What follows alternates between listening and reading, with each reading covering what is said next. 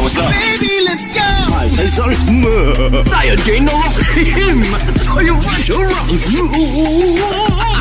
Anda sedang mendengar OK Let's Go di podcast. How to check whether she's married or not? Yeah. She's married or not? I know. I went to his course before. Yeah. Yeah. Well, Macam correct me if I'm wrong. Okay. Sifu Okay, wait. So when you meet someone, you will say something in the line of like, your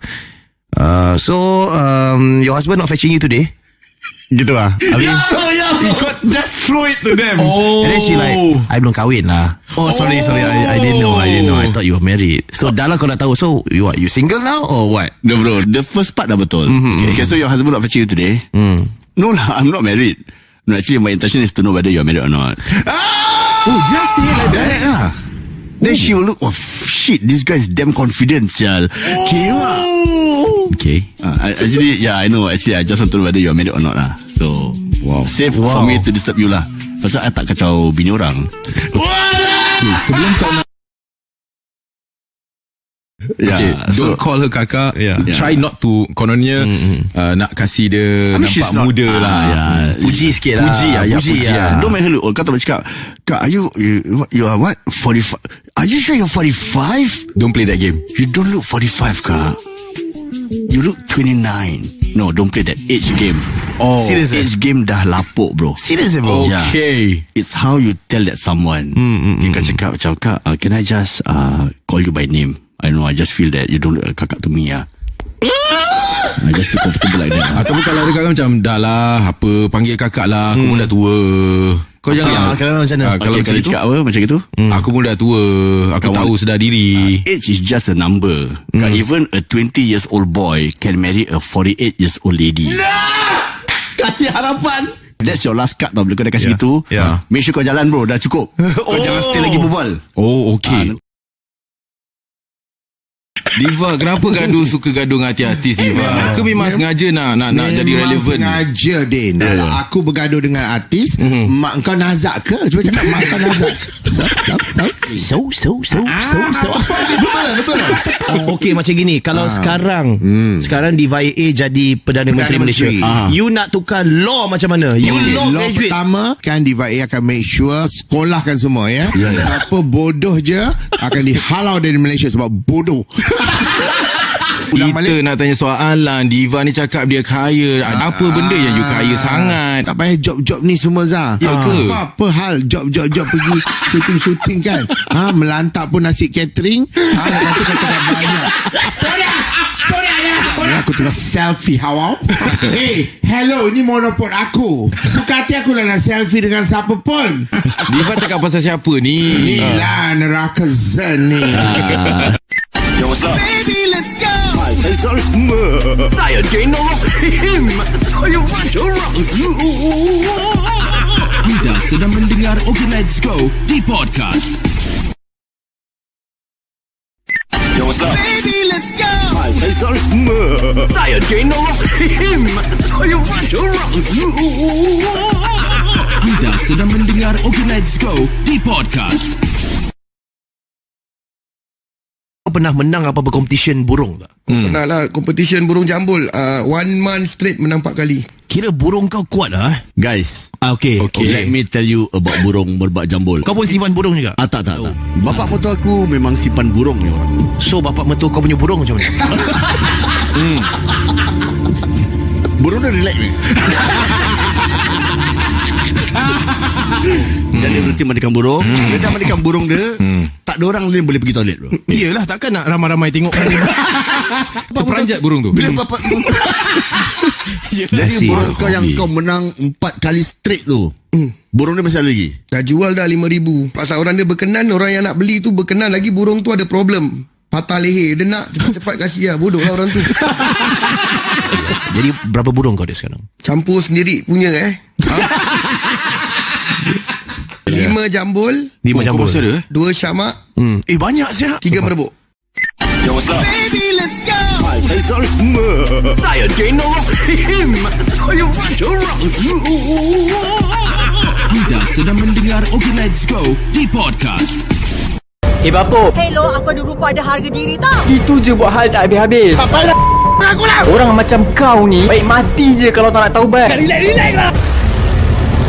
Macam gini ke cara kita nak ajak orang jadi baik? Kita rasa dengan kita hina, kita suruh dorang pergi mati, dorang ni akan nak makin dekat dengan Allah ke? Dengan cara macam gini, kita rasa dorang makin nak berubah ke? Tak kisahlah dosa apa dorang buat pun. Dia bapuk, dia ada angkong satu badan, dia baru keluar jail, dia tak pakai tudung ke? Kita rasa dengan kita hina, kita kasar dengan dorang ni, dorang akan berubah ke? Atau sebab kita, dorang makin jauh dengan Allah? Kadang orang-orang yang buat dosa ni, dorang nak taubat, nak berubah jadi baik, tapi sebabkan mulut kita, sebab kita judgemental sangat, kita pandang rendah dekat dorang ni, dorang rasa dorang ni dah tak layak nak dekat dengan Allah. Kita kadang bila nampak orang buat maksiat, buat dosa, buat salah, kita rasa kita ni dah baik dah, kita confirm masuk syurga. Macam gitu ke cara kita pandang orang lain? Kita semua ada je dosa yang kita dengan Allah je tahu. Imagine Allah buka aib kita, semua orang tahu dosa apa kita pernah buat. Rasa-rasa kita masih rasa kita ni baik tak? Orang pandang kita ni baik bukan sebab kita betul-betul baik, tapi sebab Allah tutup aib kita lah. Orang sangka kita baik. We will never know. Orang yang kita nampak buat dosa ni, mungkin nanti bila dia mati, Allah ampunkan dosa dia, Allah masukkan dia dalam syurga. Kita semua tak tahu macam mana kita akhir hidup kita nanti. Mungkin dorang ni lah mati lagi baik dari kita. Kita tengok Ustaz Big Liu dekat Malaysia. Look at the way he brings all kind of people back to Allah Subhanahu Wa Taala. Kau ni bapuk ke? Kita nak beritahu semua orang, kita semua sama. Budak tepi jalan tak tahu agama ke?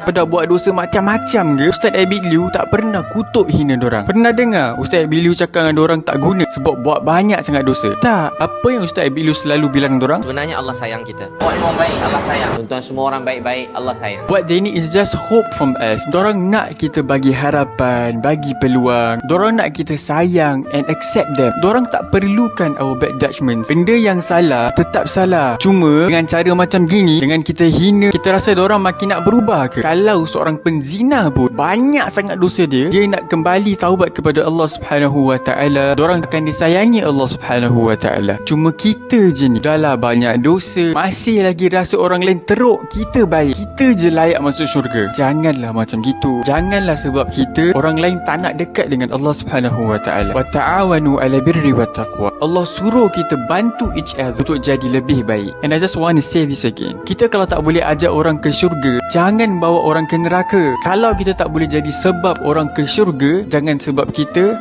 orang lain dibakar dalam api neraka Allah Subhanahu Wa Taala.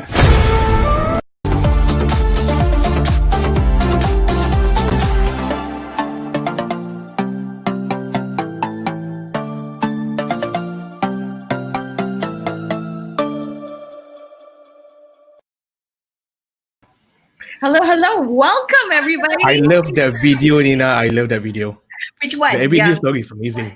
The video story, yeah. right? I So, was kalau not, tak terasa kan, if you tak cucuk kan, kita tahu lah. are you kidding? I was gonna say, Amin. Allah sayang kita. Allah sayang you, Amin. Oh, exactly. No, and also, I think what they said at the end of that video really resonated. If you, kalau you tak boleh bawa orang masuk syurga, don't do things that can help people go to neraka. So as a business influencer, it's the same thing, okay? Because words have power. Are you using it for good? Or are you helping people dig a hole for people? There you go. All right. I love that video because we would like to dedicate that to the people who like to become the keyboard warriors and the keyboard jihadis. Yes, keyboard jihadis. We have a lot of it. And in fact, Amin just got unfriended. I mean, that never happens on LinkedIn, but somebody didn't want to friend with Amin because Amin said, I want to unconstipate LinkedIn. So terus, I don't think this is going to work out. So Amin got rejected, kind of thing. You know what I mean? Okay, first things first, I want to say hi to everybody because we've got so many viewers who I don't recognize the name. And I think they're probably Okay Let's Go's fan. I hope I'm saying this correctly. We've got Chinta, Riz Ayi, we've got Isaac Solomon. Hello, nice to meet you. And Lucky Lysander, I hope I'm pronouncing your name correctly. And we also have usual suspects in the house. Afzan, welcome back. Ruby, yes, I know you thought this was a disco. But it's not. It's a popcorn show as usual. And yes, Fabs is here. Keanu is here. Everybody is excited to meet our speaker today. Are you excited, Abi? I Okay. I'm going to fix up something. There's an echo on your side. Hold on now. Let me just do something about that. Exactly. Okay. So let me continue. So I am really excited because, but first things first, if this is your first time watching Just Langga, very warm welcome to each and every one of you. Come say hello. Don't be shy because the popcorn community is certainly not shy. We love to comment. We're not keyboard warriors, but we love to comment. So feel free, ask any questions you want and we'll try and get it answered. Okay. So the thing that I'm excited about today, is because of our guest, and he's someone I've been wanting to speak for the longest time. We're talking since last year, okay? And he's a top podcaster on Spotify. I don't know if he's still on, but we're gonna find out. And what I really think, and I think we're really in for a treat today, especially if you're Popcorns community. Not only can we get the lowdown on what really makes good content, you know, but they also had like a huge PR fiasco, and they're still here today to tell the story. So much learning that we can learn from them. So I'm excited about that. What are you guys excited about? What do you guys want to learn? Let us know in the put it in the comment, guys. Put it in the chat. Oh, somebody's like asking, popcorn ni kafir ke Islam? Popcorn ni macam dia confused sikit. Okay, macam ni. Popcorn is like, what's the word that we use? Switzerland. We accept everybody, okay? How's that? Okay, hold on. Kalau popcorn tu makanan. Kita bukan corn, kita popcorn. POPCON. Okay, so popcorn stands for popular content. Yeah, tapi popcorn tu depends the one that you buy lah, you know? Yeah. So the halal one will be halal. Okay, so now moving along, right, if you've just tuned in, if you can give permission to, StreamYard, can you put the sign, Amin? So that we can see who's commenting and we can put your name on the show so that we can talk to you directly, yeah, kind of thing. Viv is saying popcorn is halal. Bukan confused. Okay, popcorn tak confused. Popcorn is inclusive. Yes, that's right. Thank you for the words. I'm just gobsmacked at the moment, kind of thing. Okay, so so if we have any let's go fans in the house, welcome. We're so happy you guys could join us, kind of thing. So very quickly, let us know, what do you guys want to learn and take away from today's session? What are you excited about? Let us know in the comment section. Before we continue, speaking of get together and family, let us share with you a little bit of what's happening in the popcorn universe for this week and for next month. Yeah. So if this is your first time tuning into Popcorn, we are in the business of building Southeast Asia's business influencers. So if this is something that you want to position yourself in, you can either join our community or join our classes or get free resources from our social media. So today's show is one of the ways that we give out free resources for people. So there's so many things that we're doing. You're bound to find something that you like. So what is happening in the month of February and January? Let's check it out. Okay, so I think we're going to talk about our schedule for the whole show first, right? Before we actually talk about the classes. Would that be okay? So next week, if you are tuning in for next week, we have this guy. Okay, and his name is Flo Akinbi. I love his hair. Although on me, I don't think it'll look good. But basically, the world as we know it has changed. Pandemic has happened and everybody's on video now. Believe it or not, some people don't even know how to say things to look good on camera and how to say the right things, how to position it and stuff like that. A lot of you guys have been telling us about this. So we decided, let's sort this out. Let's get Flo Akinbi to share about developing future-proof communication skills. So that's happening next week, and he's going to be tuning in from Dubai. Okay. Yep. Week after that, I think it's going to be an interesting take because we're going to look at IP. IP is intellectual property, the fundamentals for startups, and what you guys need to know so that you don't screw it up. Okay. So because I used to be from film and TV background, and there's so many stories where, our local artists get screwed because they don't know their rights and, what's important. So definitely an episode that you want to tune in, kind of thing, especially if you plan to grow your IP big as okay, let's go, kind of thing. And then moving forward on the 18th, we have Dean Wei. Before that, we're going to have Chinese New Year break because we need to celebrate. Betul tak, Amin? Exactly, betul. And then after that, we're going to have Dean Wei. He's going to be tuning in from the States. I forget from where, but basically it's going to be happening at 9 o'clock at night. Our show is usually at 8, by the way, but when we get guests from the US, It's usually at 9 or 10. And in this particular episode, we're going to be talking about how you can write your profile such that it's a funnel and get it right so that the people who tune in will know immediately what you do and they want to do business with you. Okay, so it's about making your profile pop or writing so that it pops. Yeah. Okay. And in terms of class, we've got this is going to be our last class, just to let you guys know. So if you guys want to make money or moolah from LinkedIn, we've got the Killer All-Star profile. It's 99 ringgit. So if you guys are tuning in from Singapore, you do the calculation. I think it's dirt cheap. And you get so much value out of it. We actually have someone who closed 1 million just by attending this class. Okay. So I kid you not, it's amazing. So yes, definitely come and just be prepared because I can be a biatch when it comes to teaching. Amin's nicer. So who's teaching this time, Amin? You or me? It's gonna be you. So siapa yang nak kena boleh silakan, I'll be there. Okay, so that's what's happening. So without further ado, it's time to get into the business of podcasting. So are you guys ready? If you guys are ready, then let's just langgar with it. Amin, intro video.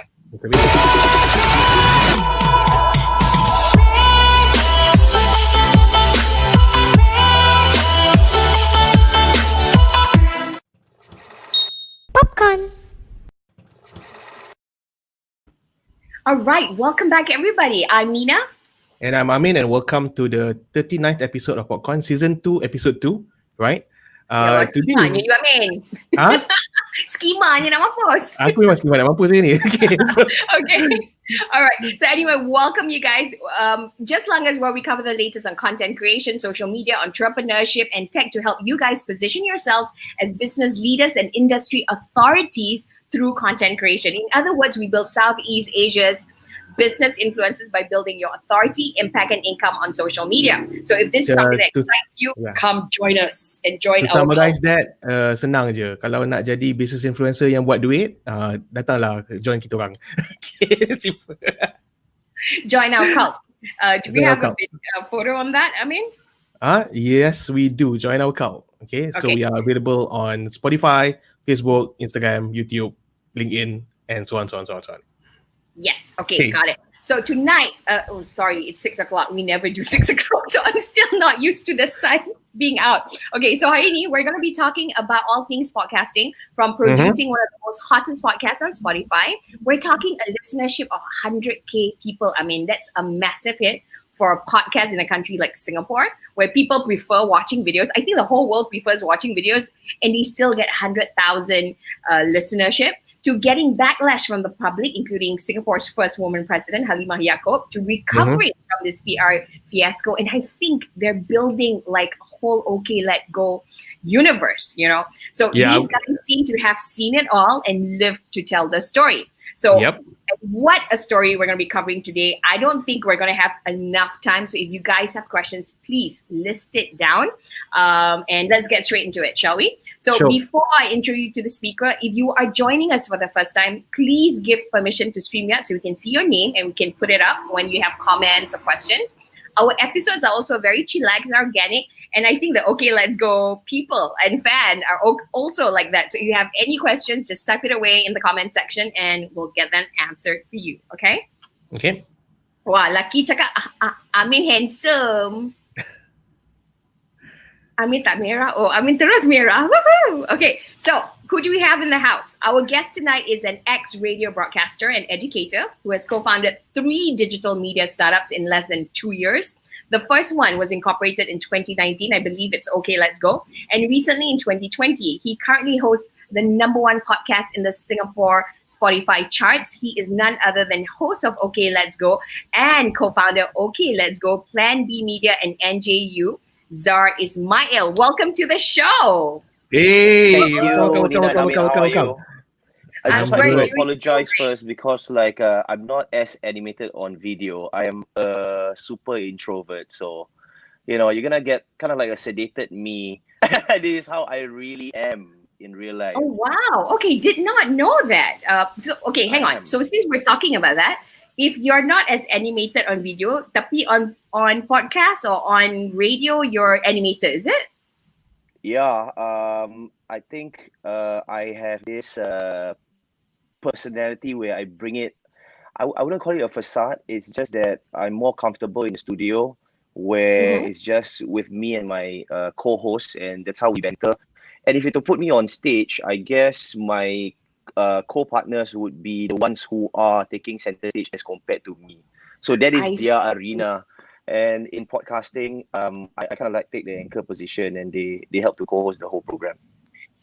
Okay, Dzar, somebody's saying that you're sounding soft, and you're also frozen. And somebody's saying, okay, let it go, let it go. Yeah, you're frozen. You've been frozen since you started. So, I mean, do something. Okay, I think it's because of my connection. I will have to switch now you're good.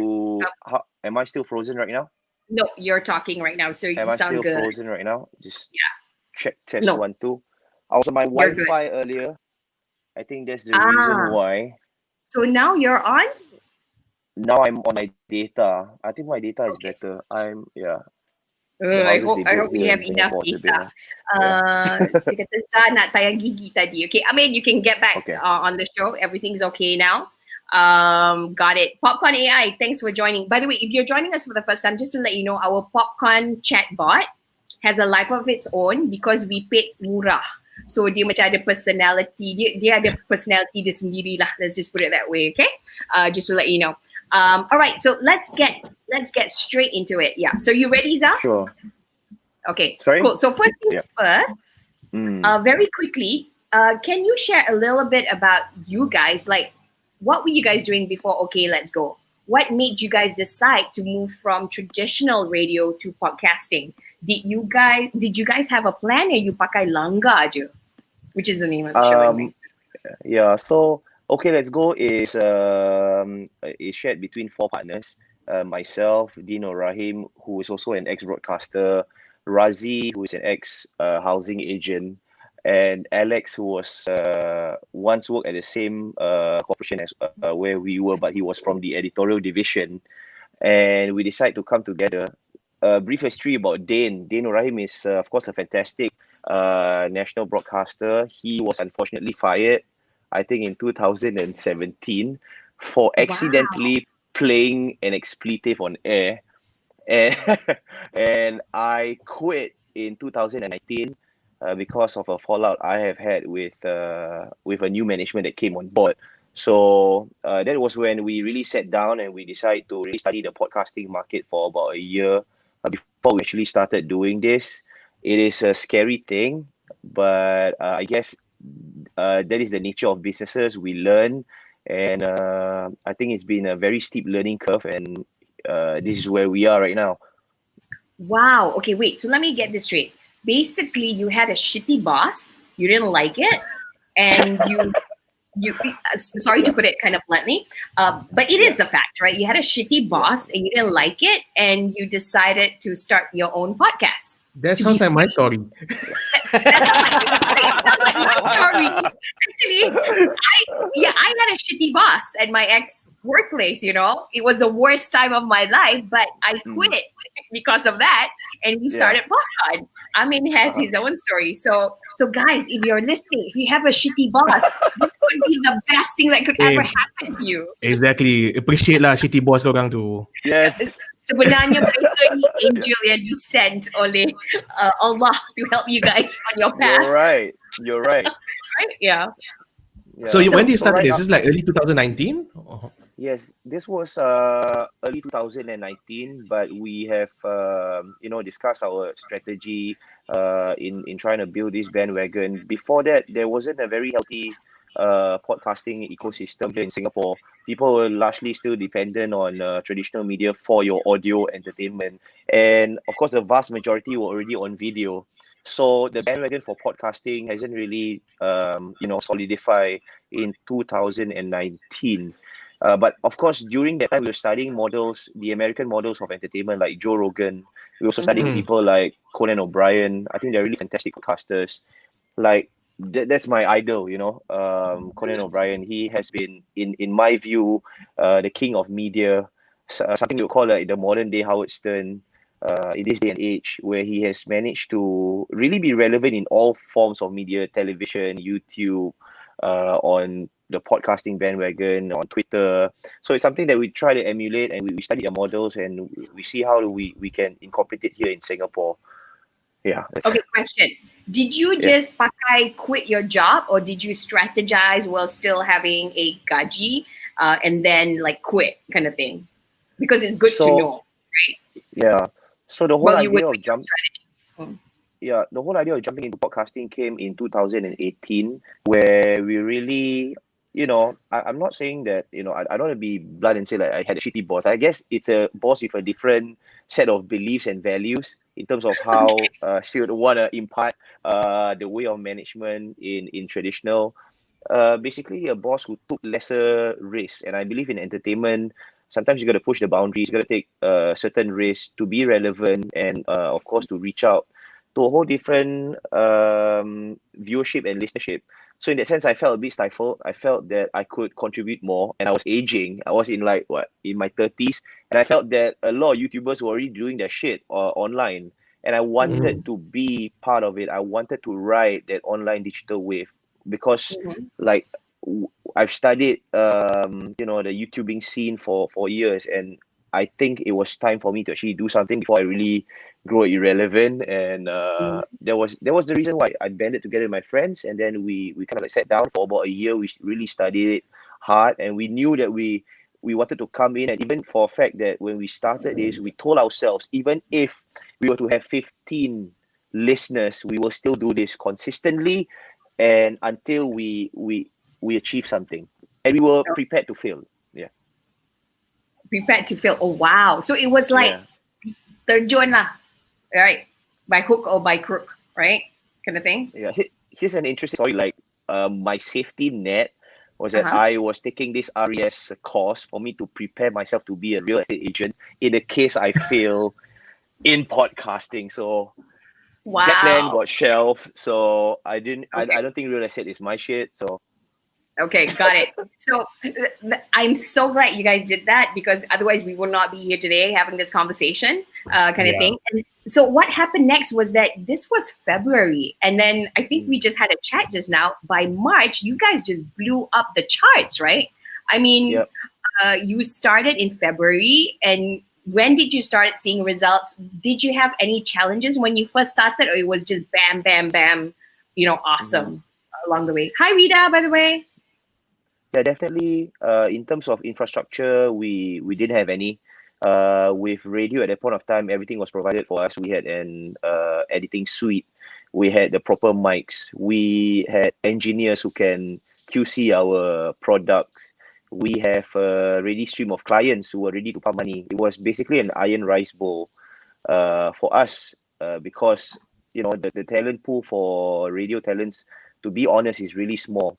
You got to really be in your element to actually do well in radio, in terms of the voice, in terms of the content, in terms of consistency, and of course to be able to orate and speak for long periods of time. Not everybody has that skill, and I'm thankful because my seniors were really helpful in that sense. They really helped me for the longest time, and they have allowed a bit of freedom for me to toy and experiment with content ideas. But of course, a lot of times I end up in front of my boss because of certain things that, of course, we langgar. But that's the nature of things, right? Like you wanna really make your mark and to be remembered with a particular brand. Sometimes you have got to take a certain risk. Moving forward, that was exactly the fundamentals that we had and we needed to really bring podcasting to this level. And I will be honest, it is the most difficult job. Podcasting is actually more difficult than radio. Wow. Okay. Can you tell, since we're talking about this, can you tell us why podcasting is more difficult? Because we think being a YouTuber is difficult. Live streaming is so much easier because pasang, hi. But of course, there's rap. But let me know, why is podcasting more difficult than radio? Because I did do radio for a while. Yeah, because radio, you deal with shorter talk sets. You have at your disposal, a computer, which is like Google, which you can just like Google off things that you want to talk about. The punchlines are shorter. The engagement can also be shorter. You are told to do shorter talk sets because you got songs to play. And in terms of the support system, there is a whole ecosystem of support that you can tap on, and of course, grow your brand with on radio. And of course, it's a kind of like a stable infrastructure in the sense people who are driving are already on the radio stations. People at home, they do listen to radio once in a while, to listen to certain segments. But in terms of podcasting, you're dealing with 45 minutes to about an hour long talk sets. Now, if you don't have anything to talk and you can't really curate your content to be where it starts with an intro and then it climaxes somewhere and then there's a good conclusion, there's a feel good factor, there's some drama inside. If you cannot curate your long form audios to really instill and also retain interest from your listeners, you lose them immediately in the first 5 minutes or even lesser. So that is a real skill and it's a real challenge. And I see many new podcasters grapple with that challenge of making their listeners stay for the long term. But of course, it has several different, I would say, it has larger benefits as compared to radio, because when people actually listen to you for a longer time, you have that strength where you can influence thought, you can influence buying habits, you can build that relationship and that trust. And I always believe, do not underestimate the power of audio and radio, because it's really an intimate experience. And I feel that if businesses were to jump into the podcasting bandwagon, it can help, but you must have the right strategy and the right talents to come on board and really help you out. I mean, just listening to you guys earlier, there's definitely the right talent and the right chemistry. I could not help but just laugh. I mean, you guys are, I don't even know if you guys rehearsed or wrote the script, because it was just so natural. I felt like I was listening. I was like a fly on the wall, listening to a couple of bros talking, and I get the it's like a mama conversation. Yeah, I loved it. Yeah, it's the kind of stuff that you and your really close friends talk about, right? Kind of thing. That's right. Like I really appreciate the authenticity of the medium and the very fact that there's not really a standard like free to air code of conduct that you have to adhere to. Like back then during my radio days, we were asked to speak in Baku, which is an acrolectal level of the language in Singapore. Nobody speaks that. Yeah, nobody speaks that. Exactly. Yeah. It has been. I mean, I don't know what Anwar was thinking when he did that, and then you guys pun kena tak pasal-pasal kat Singapore. Apa kejadah, kind of thing. Yeah, you must understand that the Baku bandwagon it is strongly supported by, of course, the educators, and it has. I wouldn't say it doesn't have any benefits. It has a very strong educational benefit. It is easier to learn. The structures are really in place. If you were to teach Baku to someone who is just learning to speak Malay, it is something that is can easily translate from practicality to if you want to achieve academic success for the language, it's possible. In written form, it works, but in speaking form, as you know, language is very diverse. You gotta really speak at that level where the common man actually speaks it as well. But I guess it's not only for Malay, it's also for English. Like Singlish is really frowned upon at that point of time during my time in radio. You got to speak at least like proper English, because you know how important education is in our system. It gets incorporated in everything, including entertainment. Wow. Okay. Wow. But it makes it somewhat constipated, doesn't it? Sorry. Yes. It does, right? And when it's constipated, it's kind of fake, right? Yes, people can see past through that facade that you put up. Everything's prim and proper, everything's clean, everything's kosher. So I guess that's the reason why you see a large migration of consumers moving to authentic content, like the influencers on YouTube, and they might criticize the influencers for churning out content, but at the end of the day, they still watch it and criticize it, right? So there's still some viewership. There is still a lot of viewership, surrounding the content creators on the digital media. Wow. Okay. I'm reading all these comments from your fans. I'm loving it. They sound like popcorn people who cannot keep quiet. I love it.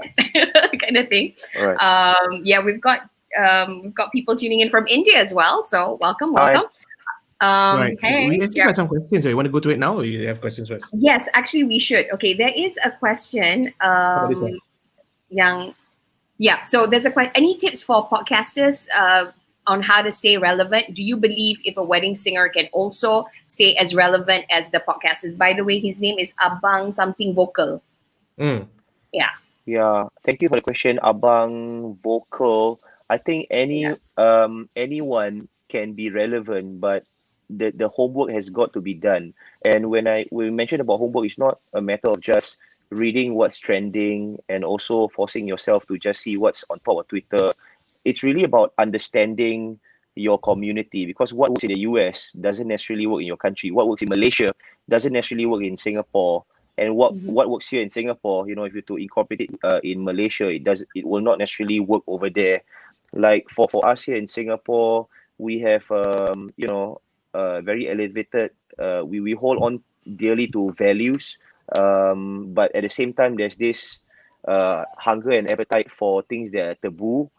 And as a content creator, you must realize that, and you must know how to package it to be palatable to your audience. And also sometimes, listening to audience help, but I always believe, sometimes listeners, they don't know what they really want until you actually dish it out to them. Then they can tell you whether, yeah, that's what I want, or that's what I don't want. Right. That is so true. But the thing is about vocal, I think if you don't try, you won't know. Right. So I would say go for it and really, really try. Okay, kind of thing. Yeah. Actually, there's another one. Maybe I'll just go to this one more question. Is it Snake? Which is it's quite interesting, because why do you choose podcast rather than going to YouTube? Yeah, because I've been trained as a radio broadcaster for 6 years, and my friend Dane has been in the line for 9 years. Razi has been with me, has been my co-host on my radio show for about 3 years. So it is an area that we really understand.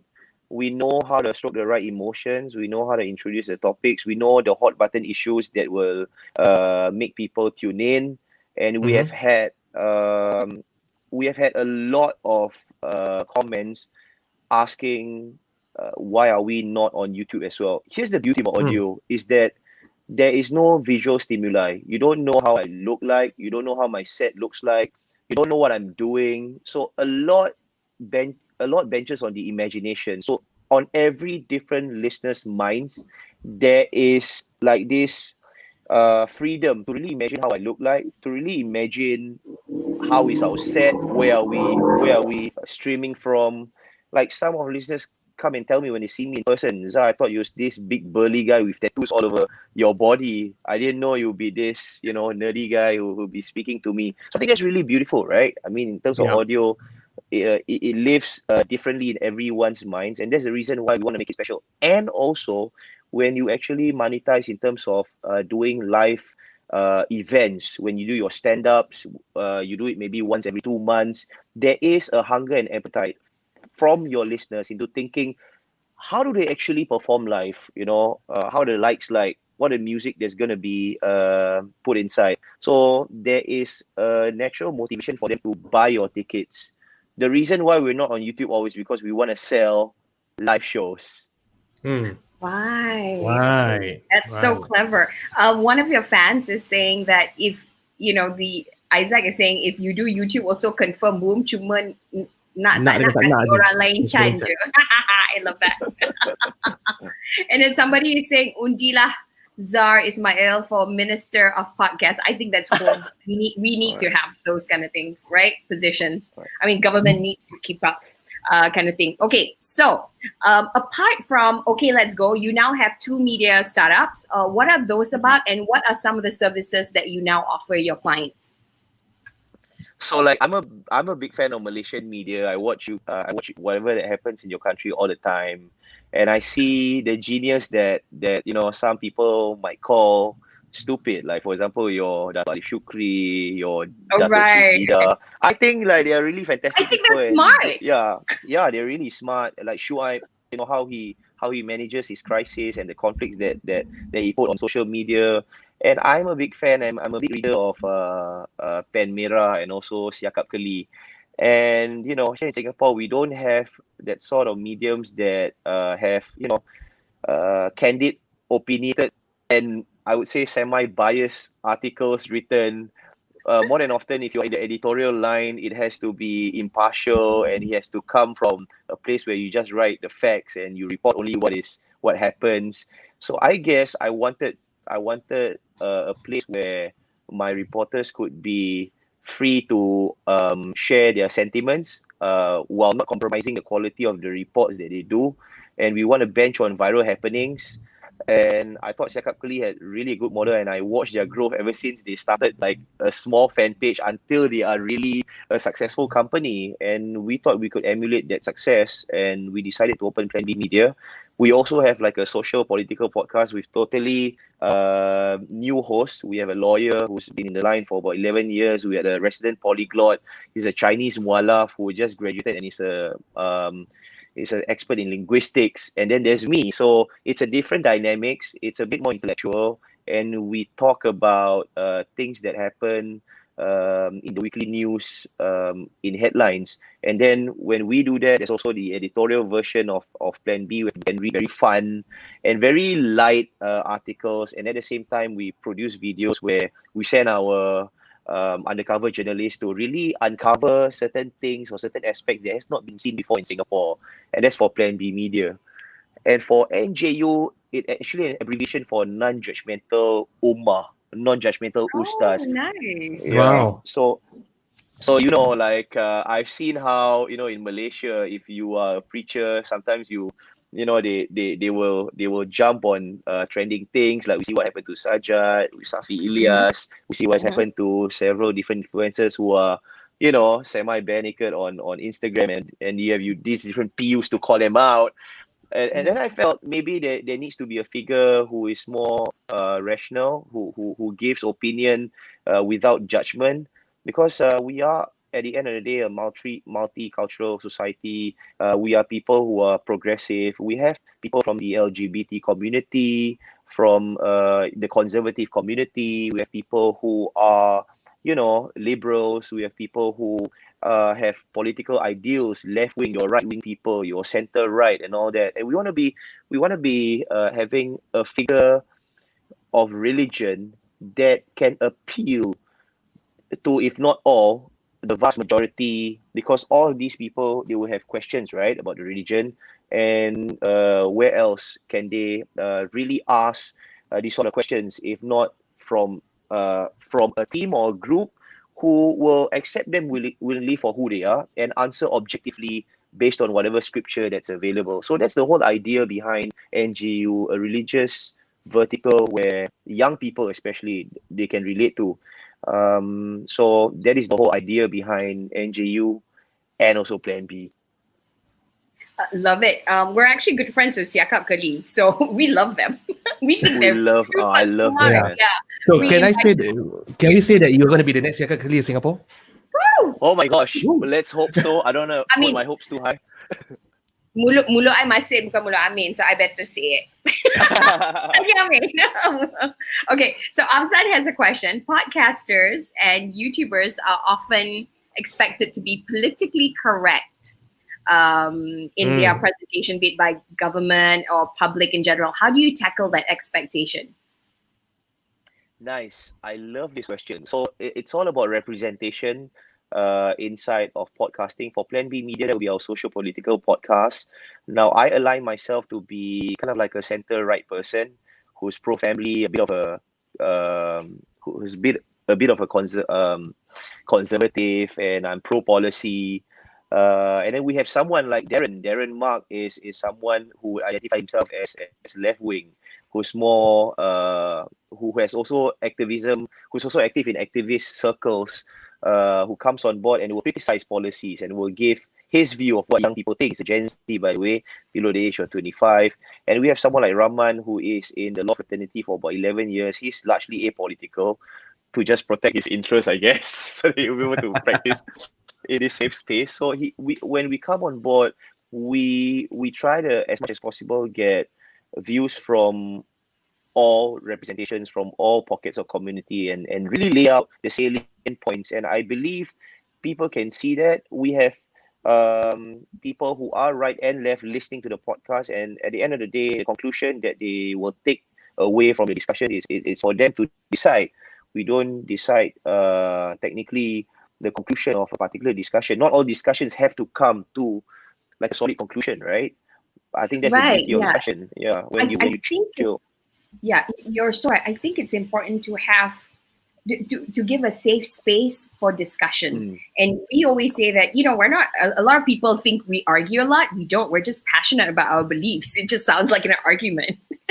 And then we go for lunch. So we say, hey, how come you guys can go for makan after that fight? That wasn't a fight. That was a discussion. We're communicating. Yep. So an argument is also a form of communication, because otherwise you keep inside, then you die of cancer. Okay? Worse, right? That's what I believe anyway. Yeah. So, I think it's important and stuff like that. Going for the next one, question is, now you guys are like at the top of the podcast on Spotify. What do you think is the secret sauce to an engaging podcast? Is it the host? Is it your personality? Is it about being real? Is it the topic? Why do people listen? Is there a formula to it? I mean, I'm hoping this, you figured it out after 1.5 years. Okay, before you answer this, for those of you who really want to learn about podcasting, ambil nota, take some notes, okay? Because you're going to learn the secret sauce from the guru himself. Yeah, from the guru himself. Right. Podcast. So, apa secret dia? What's the secret? Thank you, Amin and Nina. Actually, what you mentioned, Nina, is all of the above. You've mentioned all of the factors. I wouldn't look at myself as a guru. I'm still learning from the experience. You're right. Having the right talent is key, because, a voice is really an important instrument. You need to be able to play your intonation. You need to be able to play your pauses. Silence at times is one of the most powerful thing that you can introduce in talk sets. You must also have the right mix, the right chemistry. And chemistry, you cannot forge it overnight. Like me, Razi, and then you must understand that after our sessions, we go out to eat. We have family vacations together. We have our retreats together. So it is in you guys are like married to each other. Yeah, we are. So it's in the dealings of our everyday processes together outside of our workplace that helps to develop this chemistry. And traditionally, like when you put in new radio jocks together to have that chemistry, the fastest you can get that is about in 6 months. The longest, sometimes it takes 2 years. And sometimes people just cannot connect, and you must be able to be fast to identify that and really switch up the narrative of your podcasting, because some people, they do not know how to tango. That means not everybody has to be the star. Someone has got to feed, someone has got to finish, someone has got to defend. It's like playing a football match. You can't score alone, and this dynamics is sometimes really hard to understand and takes years to develop. I think Nina and Amin, you all complement each other really well. Like the fact that Nina is the anchor of the show, Amin, comes in with ad-libs, but you all understood your roles before you all actually went on air. I think it's that understanding of roles and identifying strength and weaknesses. That is what makes a really good show, and you only get better over time. Like for me and Razi, I took a solid 2 years to develop that chemistry and that flow. And what you're hearing right now is a product of 6 years of foundational studies of really solidifying our chemistry on air. Wow, thank you so much. I did not know it that you this was super, super important kind of thing. Now, when you say 6 months, are there shortcuts in how? Okay, number one, how do you know whether you're good chemistry or whatnot with a person? Number two, how do you know when you should just give up because maybe you guys just don't see eye to eye, or the chemistry is just not there? You should just give up. There are some people I would not co-host with. Let's just put it that way. But you'd be surprised, Nina, with a person that you not like to co-host with, and the arguments that you might have with that particular person whom you dislike might be something that your listeners like. Because at the end of the day, people like to listen to conflict. If there's conflict resolution, all the better. If there's no resolution and it becomes a conflict, think of things like Jerry Springer. I grew up with Jerry Springer. I love Jerry. I love it. I think it's really, really... Jerry's content, the Malays would love. Yes. Except it's so scandalous, you know what I mean? Yeah. And I've had fights on air as well with my business partners, and we've made a deal that any fights that we have, we will switch on our mics and let it be included in our content. That way, we foster this relationship with our listeners, telling them that there's nothing that I will hide from you, and it builds trust. And when you have trust, there's a lot of things that you can do. I mean, in a way, if you like to monetize your podcasting in terms of merchandising, they'll buy it. When you want to do live shows, they want to watch someone real, because at the end of the day, we're so digitally connected.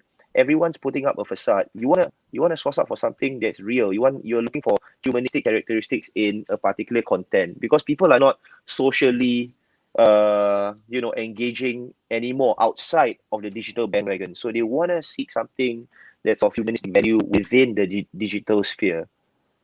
Right. Okay. That's so good. I absolutely agree with you, but there's just some people that I just don't want. Yeah, but you know what? The lesson I got from this one is that conflict sells. Of course.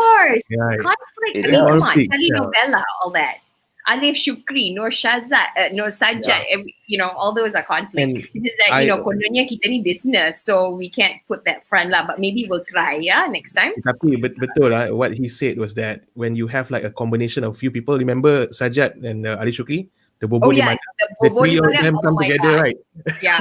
Even one of our influencers did a parody, and he's an Indian guy. He did a parody of Bobo di Mana. Oh, that went viral. But when you do it together, right, with another person, it becomes better. So that explains why morning radio show are now like having like a team to do it together. Yeah, I think you put it aptly. I mean, like if you see morning radio shows, you see it's never a solo show. It's either a duo or a trio. Because you need the injection of energy. You need the energy to bounce from one individual to another. The third person could just very well be a filler who just is there for the laughs. But the fact that when you hear, psychologically, you're listening to, actually there's someone laughing, and it might not be that funny, but because of the additional laugh that has been put, in between the two hosts, it makes that joke all the more better. Oh, sorry, my son is here. Oh my god, sorry, what's that? Oh my god, so cute. Hey, your son is here. That's cool. Boleh masuk. No problem. Tak ada masalah. Hey. Hi, but he's from... Hello. Oh my gosh. Hi. Oh my god, you're so cute. Radio, apakah itu? Radio, apakah itu? That just goes to show how old school radio is. Okay, so we've got Perthpal in the house. He's got a question. When you started... Perthpal, what England is this? Hang on. When you started, did you plan to develop your public persona? My bad. My England is bad. And did it evolve to be what it is? Yeah. Yeah. So I think it's quite related to what you said just now. You're very introvert. That's what you said. Yeah. So how do you manage to build this? How do you come up with persona? Yeah, it's so the development of a public persona, of course, is try and error, and it really, I'm not like that. I wouldn't say I'm not like that in real life. I am, but it's just an over-exaggeration of what I am in real life. Opinionated, loud, unforgiving, bold, unapologetic. But you just gotta, sometimes when you draw a caricature, and then when you have certain features that actually sells, for example, if you have a large nose, so when you draw in a caricature, the nose is bloated. When you have, let's say, a large ear, so you draw it in the cartoon to be bigger. So that's what happens in podcasting or in radio. If you feel you are opinionated, make sure you're as you're extremely opinionated when you are on podcasting and on radio. If you feel that the sort of person who's cynical, then be the extreme cynic on air. So development of persona, I don't think there is anything wrong with being whoever that you are. It might be a characteristic that you feel is negative and you don't want people to know that is a part of you. But, you might be wrong. It could be something that people gravitate to. I'm a cynic. I always question a lot of things. I don't believe a lot of things, and I would question, and I have learned to embrace that. It might turn certain people off, but actually you win some people's hearts, because like there are some pockets of people who can relate that because they are just like what you portray. And I think that's what I got when I listened to your podcast. You guys are so real, that I appreciate it, kind of thing. That conversation and that banter, because it gave me like a peek into your world, kind of thing. Yeah. Yeah. So Nina, just a quick update. Because you need to be working your time. It's already 6:49. Oh my goodness, we're not going to have enough time. Right, Okay. When it comes to content, how do you come up with content that's exciting and that people want to listen to? Is there a method of getting ideas quickly? What's your advice on churning out content regularly? I think there's a lot of ways to get content. If you see what YouTubers are doing, towards the end of the video, they always say, tell us what you think about this video and tell us who we should bring on our next video. That's really an engagement factor they're going to put in. It's the same with podcasting as well. When we bring in very interesting profile, we always at the end of the day ask our listeners, who do you want us to bring in? That being said, we must always have like a pulse of what's happening on the ground, because at times there might be certain conflicts or virality that happens.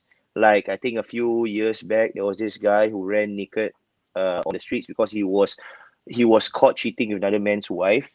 And then where was this? This is Singapore, is it? Just like in Singapore. That's happening. Yeah, it was really funny, and then people were sharing it. So we decided to really invite the individual into the podcast. Well, that didn't transpire, but the fact that you actually tried getting individuals like that to be on board, your listeners appreciate it, and it encourages them to really continue and also fostering that relationship with you, knowing that you will actually accede to their requests if it is interesting enough and it is deemed podcast worthy enough. So it is all about building that trust to your listeners, with your listeners. Absolutely. Okay, so Afzan is saying, wait, we haven't spoken about the PR crisis. That's right. Sure. We're going to be we have not talked about it. So. We're going to be talking about it now. Okay, so you guys grew really fast and hard onto the podcast scene, and then SHIT happened. The whole misogynistic PR crisis. I don't even know if I can pronounce it correctly, where Singapore's first woman president, Halimah Yacob, even called you out and demanded an apology. Can you share with us what happened in your own words, what transpired, and what did you guys do? What helped, what didn't help? Please share with us. Yeah, so, when we started, as radio jocks, sometimes when you are given the kind of freedom that you didn't have during your days in radio, you tend to, go out, all out and experiment. You want to know what are some of the content that your listeners can relate to and that they can gravitate. And, I grew up on a diet of entertainment like Howard Stern. I watched Wild and Out. I listened to, Jerry Springer, hip hop music, and the influences of these particular genres of music and also entertainment at times peddle, misogynism. I'm not here to justify what we did. What we did was wrong, and at the same time, you must understand that was my diet of entertainment, and we thought it was okay. We knew that in a way it will offend some people, but with the validation we got, I guess we grew big, yes. But at the same time, I can honestly say that fame and also success in a short time kind of clouded our judgment. We were selling out shows, we were selling out merch, we were getting millions of streams, and we thought that was what our listeners wanted. But but here's the thing about podcasting or even any content creation. When you are small, it's really out and out experimentation. No one cares if you have to do something offensive if you are small.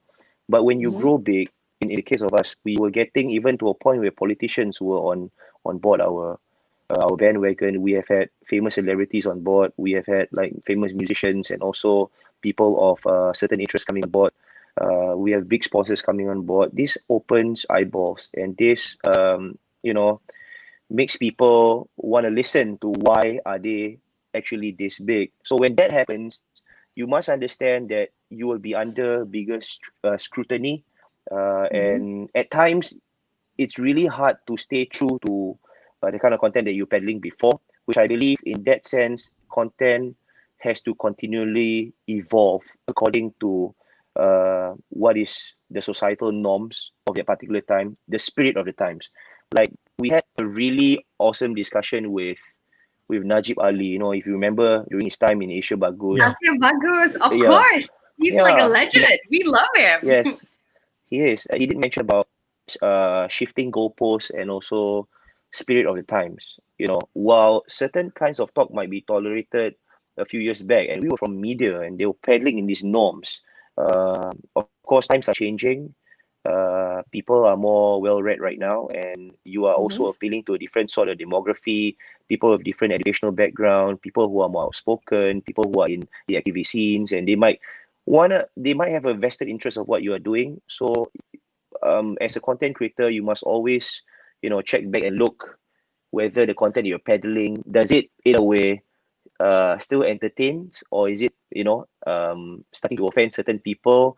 And I felt that the saga that happened, I'm really, when it happened to me, it was a harrowing experience. I was benching, I was dealing with like semi-depression. I was thinking like, is this what I want to do? Our sponsors ran away. We lost about 70% of our income. Wow. Okay. Yeah, but what you always have to sit back and look back as a startup is that you must understand that you do not report to a bureaucracy anymore. There's no one to tell you whether you are doing is right or wrong. There's no one to roll out that warning letter saying, Dzar, you shouldn't be doing this. There's no one.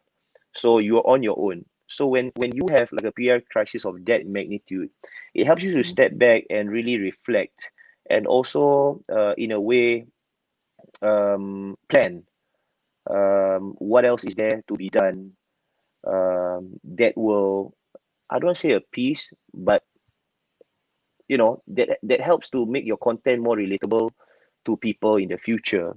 So I guess that was a big learning curve. We're thankful that it happened.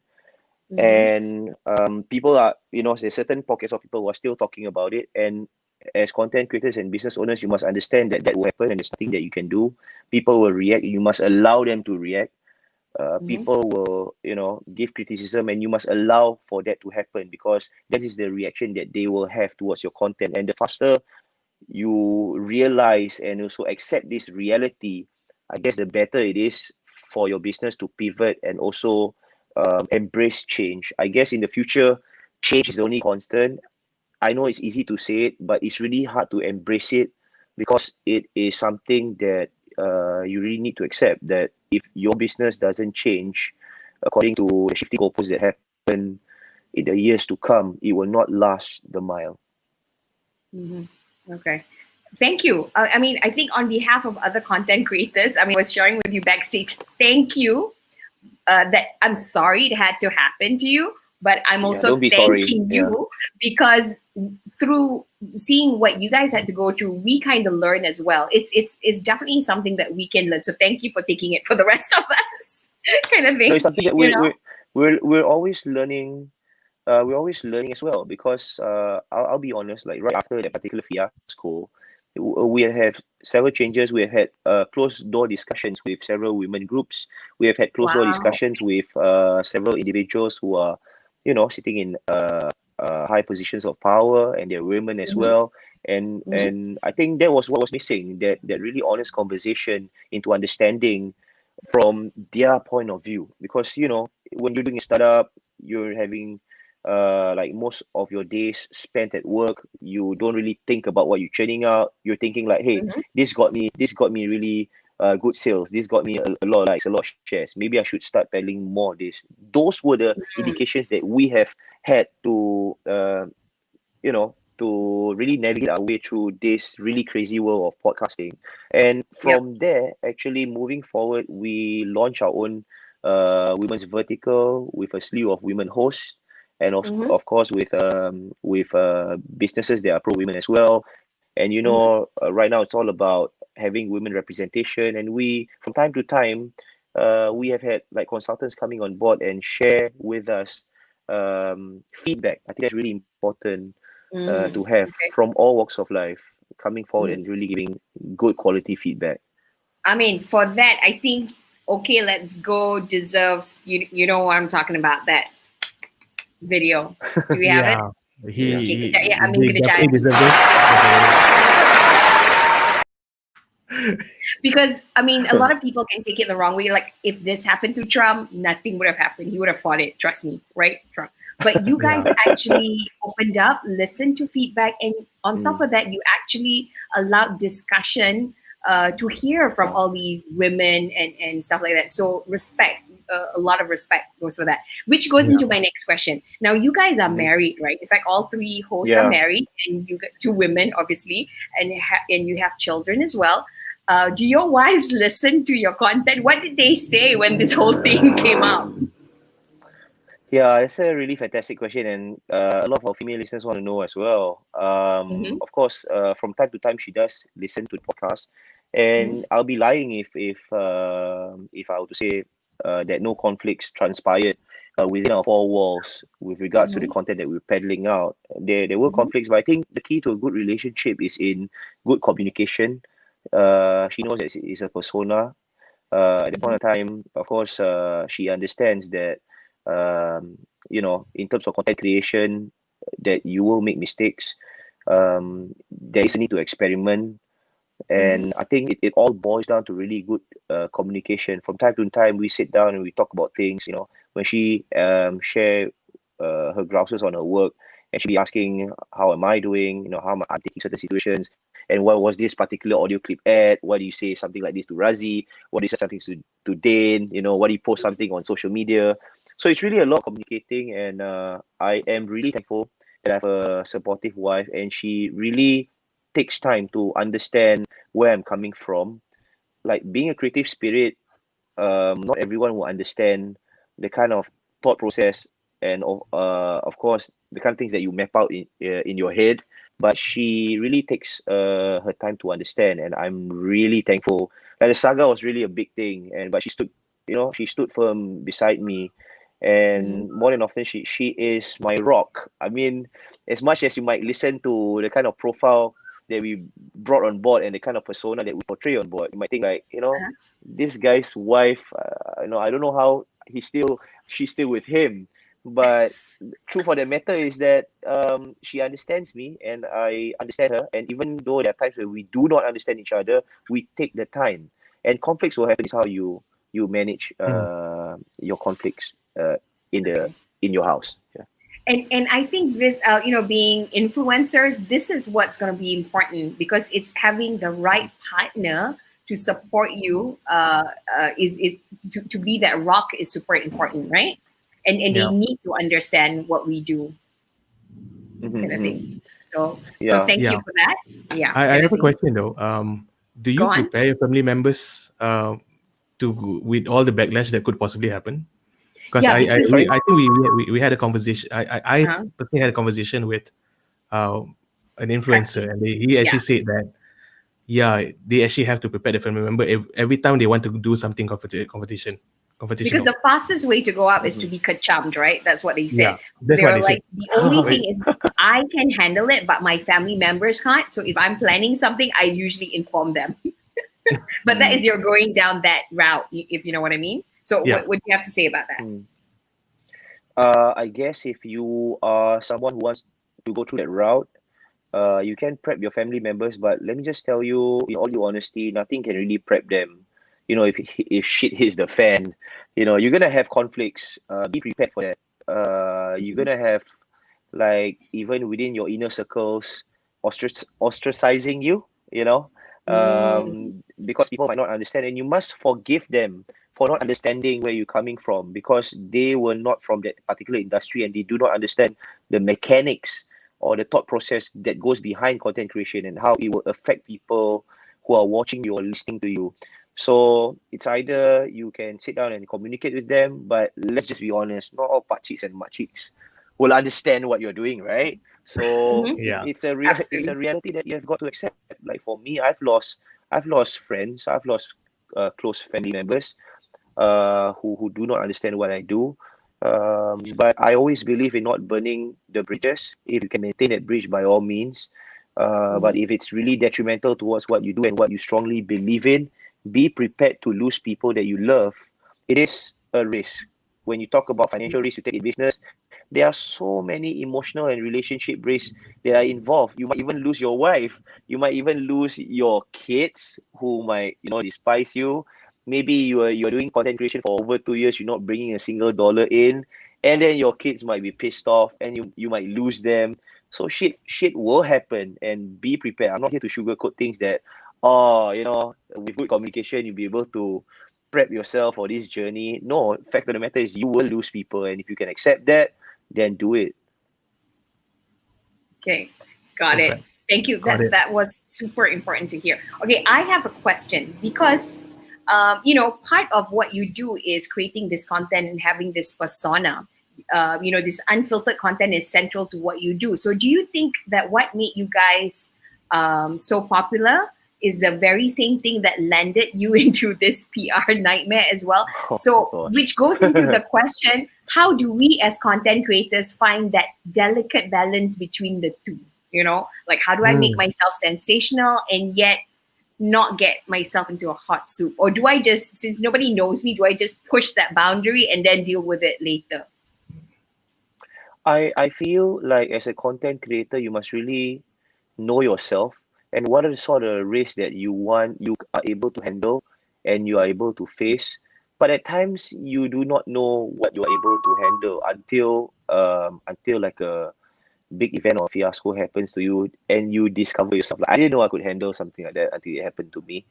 But at the same time, you must also evaluate yourself. What are the sort of things that you are willing to bash through? If you want to be a political analyst, what country are you in? If you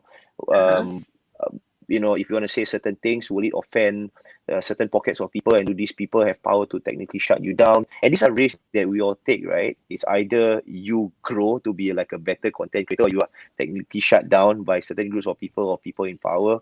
So for us, we have sat down and we know that there are risks involved, and we during our formative years of actually doing Okay Let's Go, we are very well aware of the things that we can face and the backlash that might happen.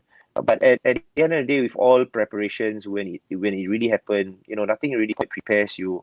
I don't have like a template of saying like, what lines you should toe, and I don't want to be the guy to say that, these are the things that you should do. When it goes into certain boundaries, you shouldn't be doing it, because every content creator is different, right? Some of you might be fighting for gender equality. Some of you might be fighting for acceptance of the conservatives towards a more liberal society. So you will face several things. You will face several fiascos. You will face several crises. But it is in how you manage and how you actually blossom yourself and take things in stride and look at things from a positive angle is how you evolve your particular content into being something that's more relatable as it was before.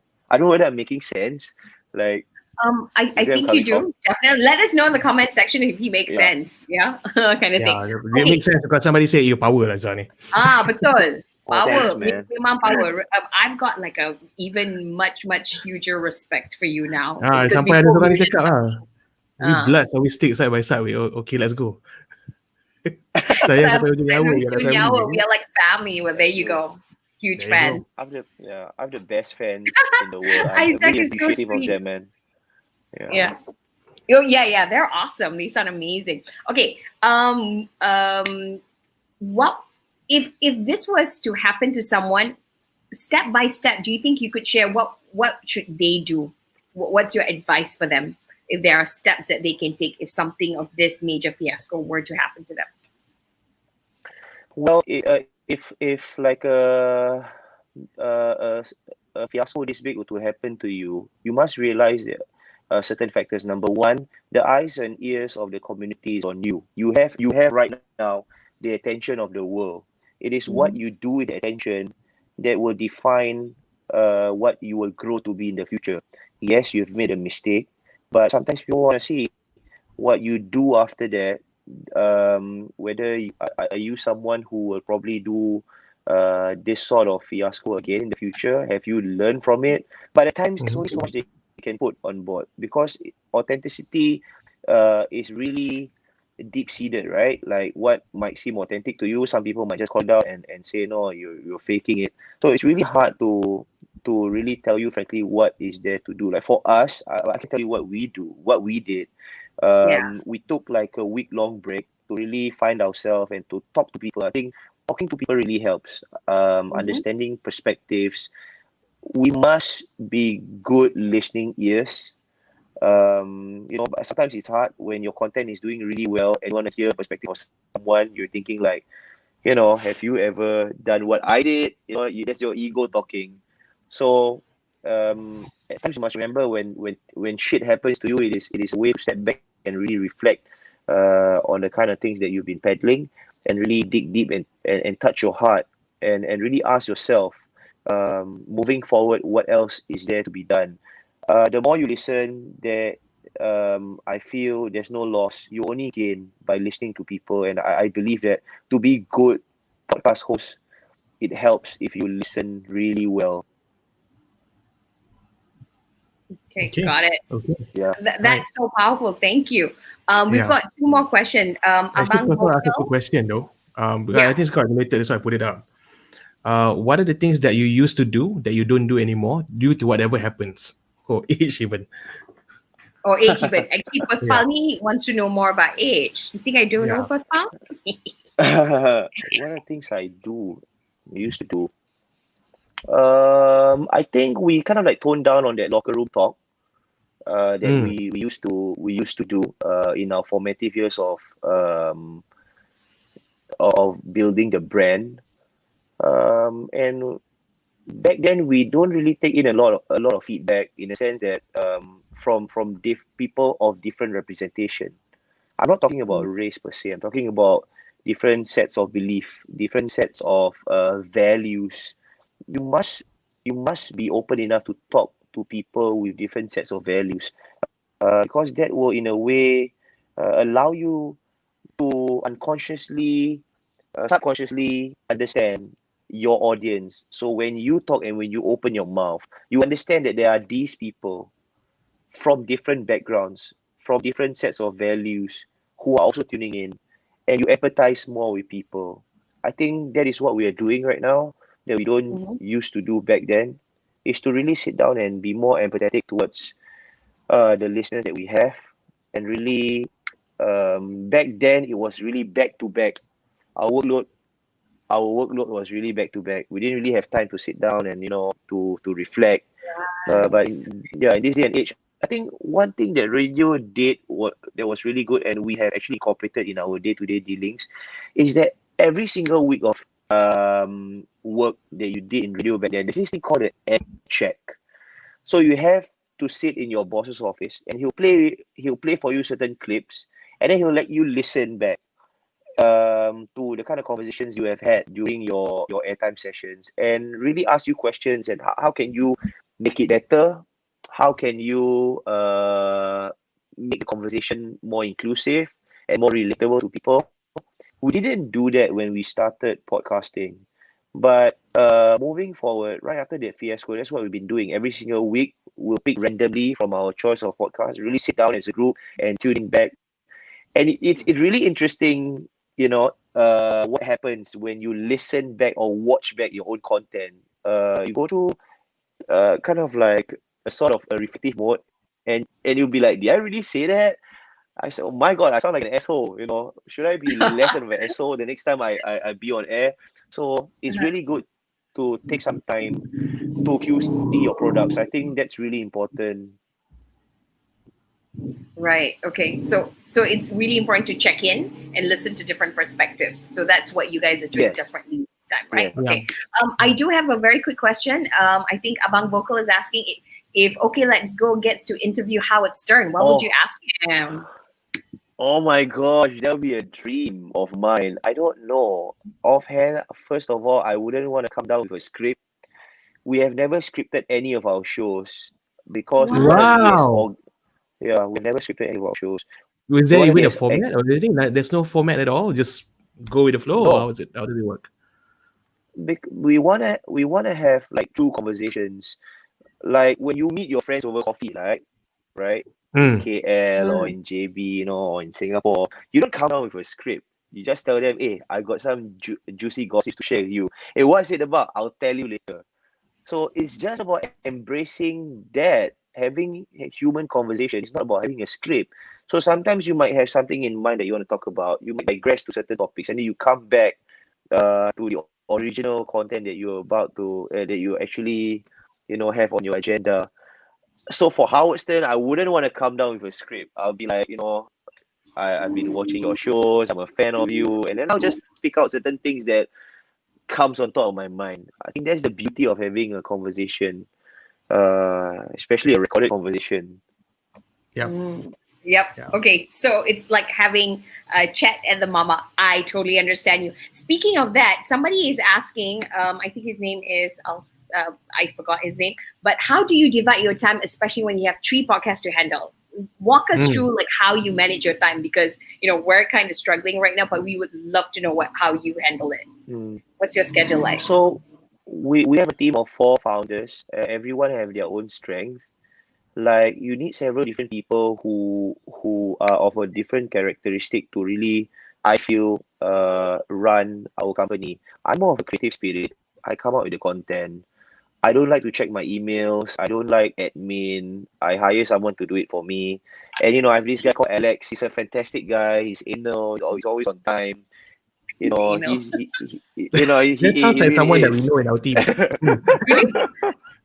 Popcorn AI. Okay, got it. So he manages the scheduling, and he tells us what we can do. And when we have a new project, naturally I'm excited, and I'll be telling him, hey Alex, do you have time to actually do this? I want to explore this particular content. And he'll be like, I think according to our schedule we can maybe squeeze in one more, or maybe he'll say no, at the moment we're packed. I think you should just stick to what you have. So you need to work as a team. I'm not much of a team player, and I believe, I don't know, like, there are a lot of creative spirits who can attest to this. They feel that, they would want to do content their way. I've learned how to work with people, and at times I have conflicts as well. And Razi, he's amazing. He's amazing in terms of managing conflict. That is, his conflict resolution is A. He knows what to do. So he's the glue that gels us together. And Dane, he is the sedated guy. He's the guy who is the ice to a fiery situation, and you need someone like that as well, right? So I'm the fire of the group. Right. Got it. Okay. So that's how. Right, Nina. Do it. Okay. Just quick one, because nanti yes, ni there's jangan also dah bising tadi time.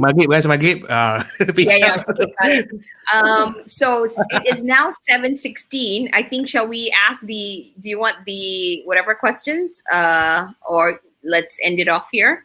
Because I don't know what the maghrib is. At least I'm honest. I'm listening to you. Dia orang cakap kau kafir pula nanti kan? Memang apa would you call that? I mean, Infidels. Infidels, okay, that's one, but what do you call that? Coconut in a white woman's body? Oreo. Something like that. Actually, I have a question. There's a question for the audience. It's Purple again. I think it's quite cool as well. What's your top 3 podcasts? Local, international. Local, international. Your role model. Wow. My role model, I love listening to Team Coco by Conan O'Brien. He invites like a friend every single time. That's like I listen to that from time to time. I love Joe Rogan, but there's really this interesting podcast that I listen to. I don't know whether it's your cup of tea, but it's by Logan Paul. I love Joe Rogan. Logan is awesome. I mean, it's in love with Joe. Yeah, he is crazy, and I want to curate content like him. Like, that is, I wouldn't say that's the goal, but like a Malay version of that'll be awesome, man. Power. Okay, I have one more. Because this is kind of related to Joe Rogan. Joe Rogan actually decided to be bought over by Spotify, but we also been told that you decided not to accept a contract from Spotify. Yes. So what's the insight for this? So in our first year of operations, we earned about 1.5 million ringgit. Wow! So that's what we grossed. And in the second year of operation, we doubled that. Wow. So when Spotify like kind of offered like a 6-digit figure, they didn't know of our earnings, so they What wanted the hell? to. 6 digits had to someone like, okay. yo, shove it. You know? Doesn't matter. So the contract there was like we knew how to make money of podcasting. So when we saw the deal, it was a lot of work, and we will lose a lot of our content to them. I mean, in terms we know how to diversify our content. We know how to make like live shows, and at that point of time, we wanted to own whatever that we had. So that's the reason why we rejected it. It was a 6-figure sum. It wasn't enough. But of course, we maintained good relations with Spotify because you know, we're operating on their systems, right? But of course, at the same time, we also toying with the idea like, should we bring our podcast to Apple Podcasts, or should we bring it to maybe on YouTube Premium? So these are the things that we got to consider in the case, like, I don't know, like one day Spotify say, I'm going to take you off the charts, or I'm going to delete the charts right now. I won't even put it on my app. So we're going to have that validation from. So we got to be always quick on our feet because we are operating on their systems, right? So at the same time, we must also be flexible to bring our content elsewhere in the case that it doesn't work for us in Spotify. All right. Thank you so much. There is one more request from your fans. They want to hear a joke Pakcik. Yeah. Pakcik. Yes, that's what they said. Come on, you gotta do this, and then you can let, and then we can let you go sembahyang. Okay? Yeah, kita go sembahyang after this. Okay, belum lagi. Okay, I've won. Okay, go for it. All right. Kalau Allah Maha Besar. No, I suck at this. I was about to say, Patpal, watch and learn. Patpal, you can do a Pakcik joke. Just wear a turban. Oh my gosh. Yeah, I was gonna do a politician joke, but I guess I decided not to, because you're in Malaysia, so never mind. It's okay. It's okay. No, seriously, no. Okay. Here we go. Okay. Kalau Allah Maha Besar, Doktor Maha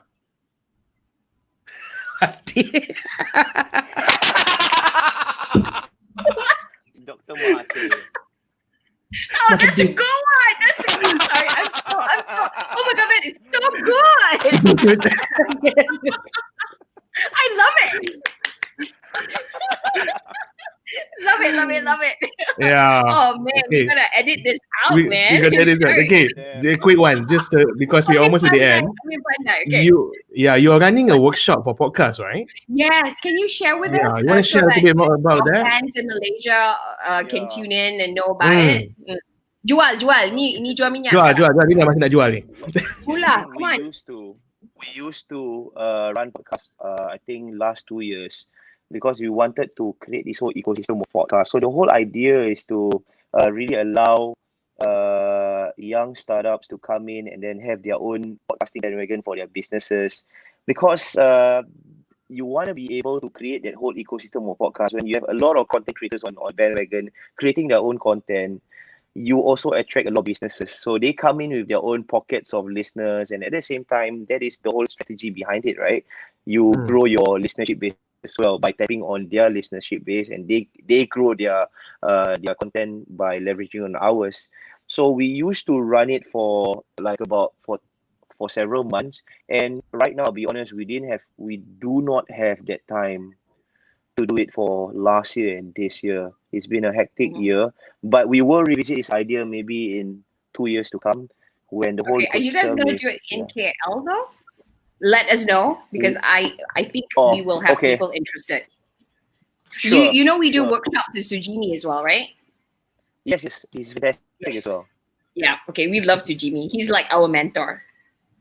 It's not. He is. Yeah. He is big here. Yeah, he is the man. Love it. Okay, cool. Thank you so much. I'm afraid that's all the time we have for today, because, got to go and pray as well, all that kind of thing. But thank you so much. What's next for you, Dzar? For Let's Go. What's next for you guys? So we'll be having a live show in April. That's our NJU. NJU is going to be live. Escape. We will be streaming from our Facebook page, and join us on our socials. Okay, let's go. Facebook and also on Instagram. We are streaming the Hari Raya live as well at 10 p.m. on Okay. Yeah. On Instagram, yeah? Okay. If you guys have the link, tolong, the fan club, tolong letak the link so that everybody can follow and stuff like that. On Facebook, by the way, on Facebook and also on YouTube, yeah. Yes, okay. If you can put all the links there, we will be ever so grateful. Otherwise, we'll put it there shortly. Popcorn AI, help! Just a quick We'll get one. our I think for those of you who have not joined, have not seen the Spotify, go to Spotify, follow. Where Okay, have you let's go. been, right? Yeah, we never know, right? They are amazing, guys. I just followed. I love the jokes. Yes. Especially your pakcik jokes. I can understand why there's so much demand for pakcik jokes now, you know, kind of thing. All right. Yeah. Thank you so much. We're so sad that you gotta go. That's all the time we have for today. Yeah, we had like a lot of more questions, but I think I think maybe next time we'll have another one. We'll revisit. Yeah. Okay. Cool. Sure. Thank you so much. Yeah. Thank you. Thank you so much for tuning in, guys. We hope you had such a great session. Very quickly, can we recap?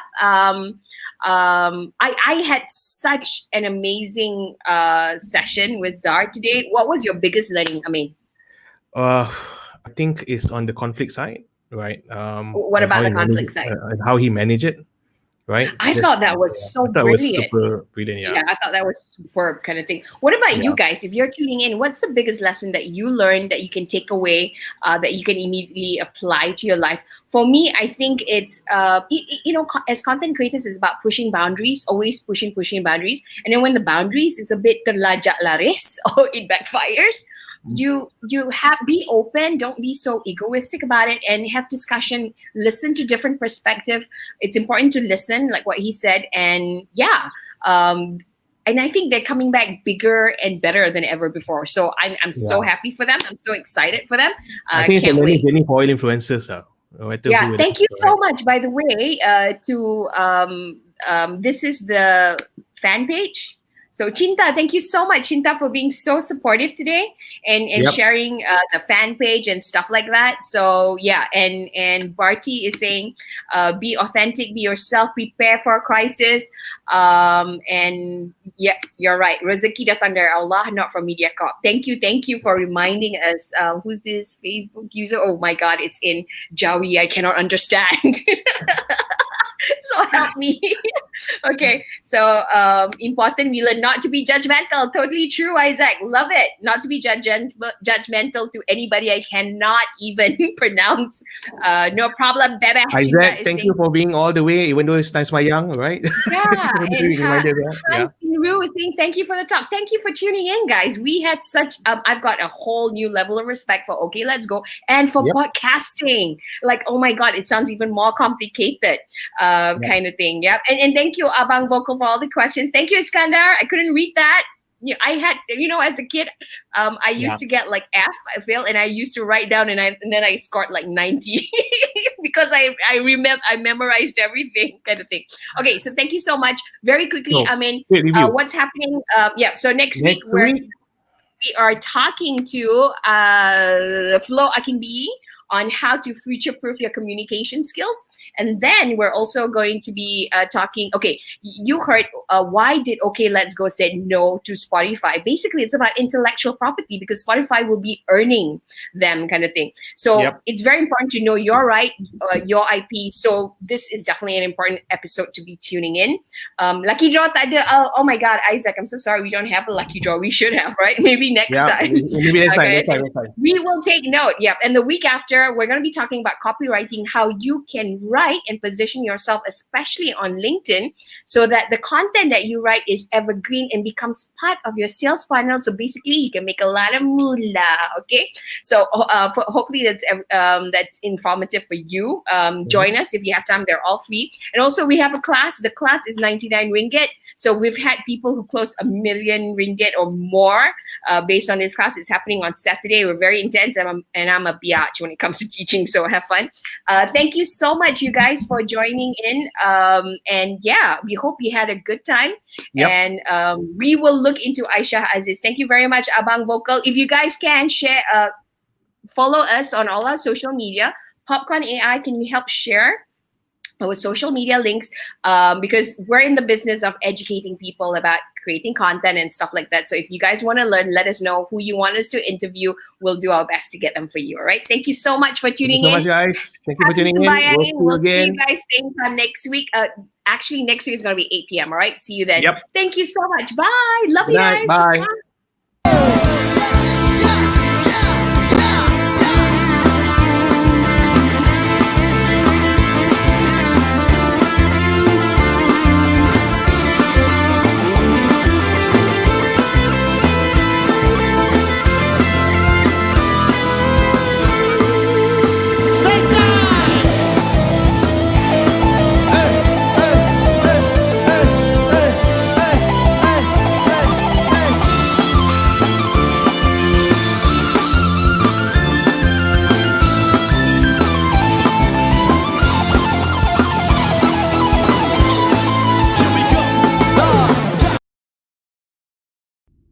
Pa pa pa pa pa.